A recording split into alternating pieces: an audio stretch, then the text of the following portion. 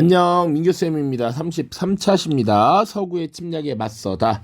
우리 지난 영상까지 흥선대원군의 내부적인 정치 개혁, 왕권 강화, 민생 안정 정책을 쭉 살펴봤습니다. 이제는 국외로 시선을 돌려서 대외적인 정책을 볼 겁니다. 자, 이전 차시 진단평가 먼저 보도록 하죠. 1번입니다. 왕실의 권위를 높이기 위해서 흥선대원군은 임진왜란때 불탄 경복궁을 다시 지었죠. 중건하였습니다. 자, 2번 집안 양반의 근거지로서 흥선대원군이 47개소만 남기고 철폐한 것은 서원이었죠. 서원. 자, 그래서 영조 때 서원 정리가 있었고 흥선대원군 시기 한 번 더 있었습니다. 자, 이제 본격적으로 내용 들어가 보죠. 우리 32차시 처음에 고종이라는 왕이 즉위해서 흥선대원군이 집권했을 때 과제, 당시 놓여진 시대적 과제가 뭐였냐라고 했을 때 대내적인 과제와 대외적인 과제에 나눠서 봤었습니다. 대내적인 과제는 오랜 기간 세도 정치, 그래서 정치 기강이 해이해지고 왕권은 추락하고, 그리고 그 과정에서 뇌물을 바쳐서 관직을 세는 매관매직이 있었고, 지방관들에 의한 수탈, 삼정의 문란이라고 하는 것으로 백성들이 고통받고 있었습니다. 자, 그래서 이것들을 개혁하기 위한 일련의 조치들 32차 시에서 봤고요.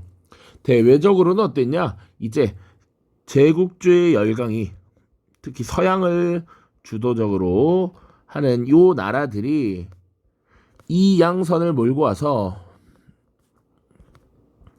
통상을 요구했다라는 것이죠. 이 양선 출몰 그리고 통상 요구, 이것을 우리가 어떻게 받아들일 것인가, 이것이 하나의 과제였습니다.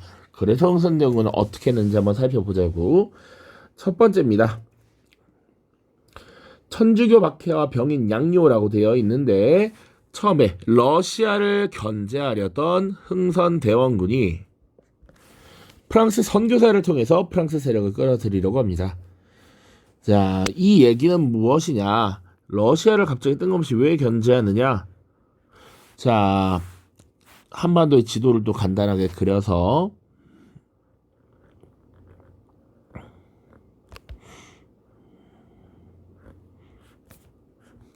자, 지금 이게 지도죠? 우리 조선 있고요. 그리고 원래 이 북쪽에 청나라가 있습니다. 그런데 우리 31차 시에서도 다뤘다시피 청나라가 결국 영국에 의해서, 그리고 영국과 프랑스에 의해서 다시 한번 문호를 적극적으로 개방하게 된 아편전쟁이었죠. 특히 이 아편전쟁 중에서 2차 아편전쟁은 청나라가 영국과 프랑스의 연합군에 의해서 베이징이 점령을 당하는 등 큰 패배를 당했습니다. 그래서 텐진 조약과 베이징 조약을 체결했다라고 했는데, 이 베이징 조약을 체결하는 과정에서 사실은 중국과 영국, 프랑스를 중재했던 게 누구냐면 러시아야, 러시아. 자, 그래서 러시아가 이 둘 사이를 조율하는 과정에서 도와줬으니까 이득을 하나 얻어야겠다. 그래서 이 남쪽의 영토를 나눠봤습니다. 그러니까 러시아가 매우 추운 나라였기 때문에 저기 서쪽의 유럽 쪽에서는 크림반도 쪽으로 내려오려고 했고요. 그리고 지금 동쪽으로는 이 아시아 방면에서는 연해주 지역을 장악하고 점점 남쪽으로 내려오고 싶어 했습니다. 자, 그러니까 조선의 입장에서는 원래 청나라와만 국경을 맞대고 있다가 이제 새로운 러시아 세력과 국경을 맞닿게 되면서 러시아가 내려오는 것에 대한 위기감을 느낄 수밖에 없었지. 그래서 이를 견제해야 되는데 우리의 독자적인 힘으로는 어려움이 있었다. 그래서 프랑스 선교사를 끌어들이고 싶어 했습니다. 자, 우리나라에 천주교 신자들이 늘어나고 있었고, 그리고 프랑스 선교사들이 포교를 하러 많이들 들어와 있었기 때문에 이들이 가장 유력한 도와줄 세력이었다라고 본 것이죠. 그런데 결국은 이 프랑스를 끌어들이려고 협상하는 과정에서 실패합니다. 그 이후 천주교에 대한 금지 여론이 고조되고요. 이를 빌미로 프랑스 선교사와 천주교 신자를 대규모로 처형하게 되는 병인 박해가 발생했습니다. 자, 천주교를 금지한 여론이 여러 가지가 있지만 우리의 협상을 받아주지 않아서 괘씸한 그런 것도 있겠고, 자, 그거보다는 사실은 천주교를 믿는 이 신자들이 조상에 대한 제사를 거부했단 말이야. 그러니까 이 성리학적 질서를 근본적으로 흔들려는 존재들이기 때문에 이들에 대한 금지 여론이 높아졌다. 자, 그래서 지금 병인 박해가 일어나고 있습니다. 병인 박해.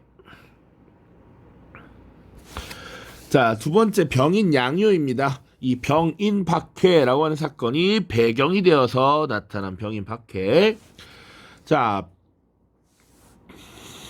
병인 박해를 근거로 병인 양요가 일어났죠. 배경 보시면 병인 박해를 구실로 프랑스가 통상을 요구해왔다. 프랑스가 쳐들어왔지. 자, 이때 프랑스 선교사가 9명이 죽었거든. 그래서 쳐들어왔습니다.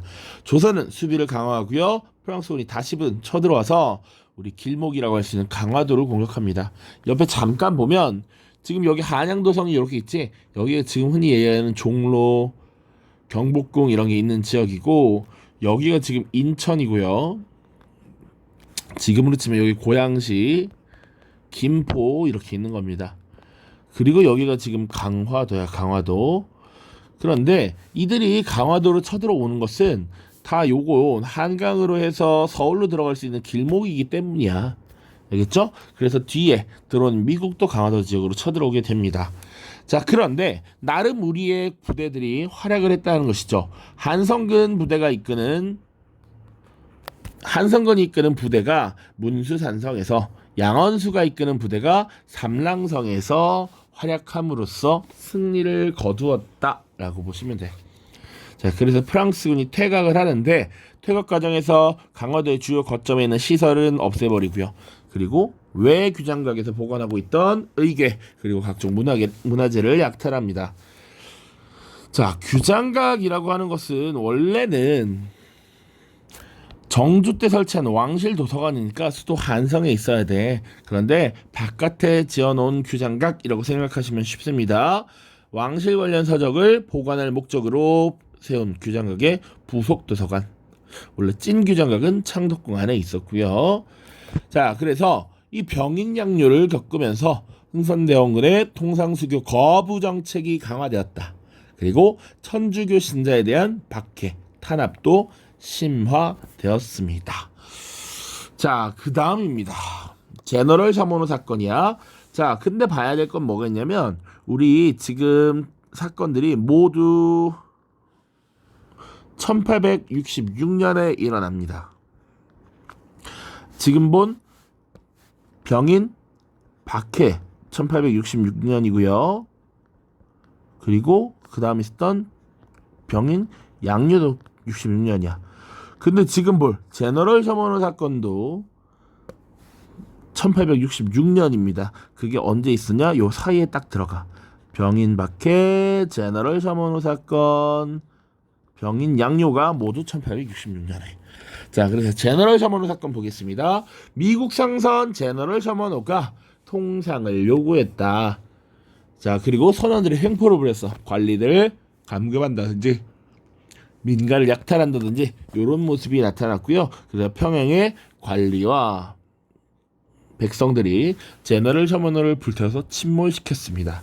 자, 당시에 평양에 있었던 관리들이 있겠지. 대표적인 인물이 누구였냐면 평양은 평안도에 속해 있습니다. 평안도 관찰사를 역임하고 있었던 박규수라고 하는 인물이었어. 자, 박규수는 우리 뒤에 또 나올 텐데 대표적인 개국 통상론자입니다. 문을 열고 무역을 해야 된다라고 주장을 했던 인물이야. 그러나 지금은 흥선대원이 집권한 시기고 국가적 차원에서 통상수교를 거부하고 있었기 때문에 이들이 받아들일 수는 없었던 것이죠. 자, 이 박규수는 우리 상공업 중심 개혁론에서 다룬 박지원의 손자이기도 해. 나중에 적극적으로 문을 열어야 된다라고 주장을 또 하게 됩니다. 자, 오페르트 도굴 실패 사건이라고 1868년에 또 나와 있죠. 1868년입니다. 오페르트 도굴 실패 사건. 자, 그리고 사실은 조금 더 나가면 1871년에 또 사건이 나올 겁니다. 자, 그래서 독일 상인이었던 오페르트가 통상을 요구했고요. 통상 요구를 거부당하자 흥선대원군의 아버지였던 남현군 묘를 도굴하고자 합니다. 자, 주민들이 저항하면서 결국 실패하고요. 서양에 대한 반감이 고조되었습니다. 자, 이 남현군 묘는요. 흥선대원군이 아버지의 묘를 옮겼어. 왜 옮겼느냐? 풍수지리설에 따르면 그 땅으로 묘를 옮기면 2대에 걸쳐서 왕이 등장한다라고 했거든. 그래서 옮겼고 옮겨 놓으면서 쉽게 이 위치를 뺏기지 않기 위해서 당시에 일단 절을 불태워서 없애버린 다음 묘를 조성했고요. 그 과정에서 묘에다 석회를 바릅니다. 그러니까 뭐 이걸 도굴하기란 쉽지 않았던 것이죠. 자, 다음입니다. 그 다음 이 제너럴 셔머노 사건을 빌미로 신미 양요가 발생해 68년에 지금 오페르트 도굴 실패 사건 있었고요. 자, 그 다음 1871년에 신미양요라고 하는 사건이 발생을 하는 것이죠. 지금 양요라고 하는 건 양놈들이 소요 사태를 일으켰다, 요란을 떨었다, 시끄럽겠다 이런 겁니다. 자, 71년입니다. 미국이 무슨 사건을 구실로? 제너럴 셔머노 사건을 구실로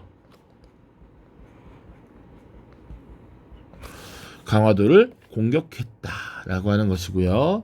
전개 보시면 미군이 강화도에 있는 주요 거점인 초지진, 덕진진 이런 것들을 점령하고 또 광성보를 공격했습니다. 이때 조선에서는 어제연이라고 하는 인물이 이끄는 수비대가 끝까지 버티면서 저항했고요. 광성보가 결국 함락되었습니다.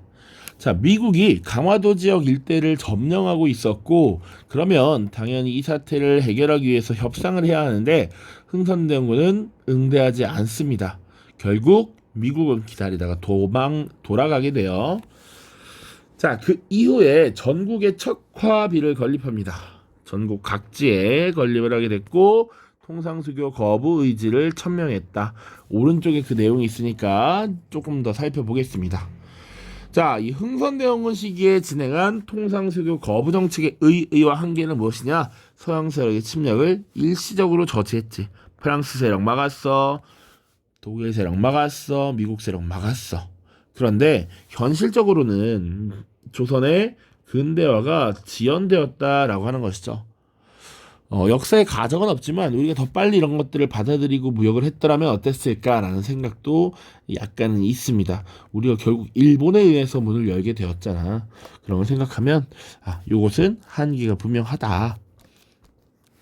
자료학습 보겠습니다. 1번입니다. 신미양요의 전개 과정이야. 그래서 미군이 지금 여기 초지진, 덕진진, 광성보로 주로 이렇게 들어왔습니다.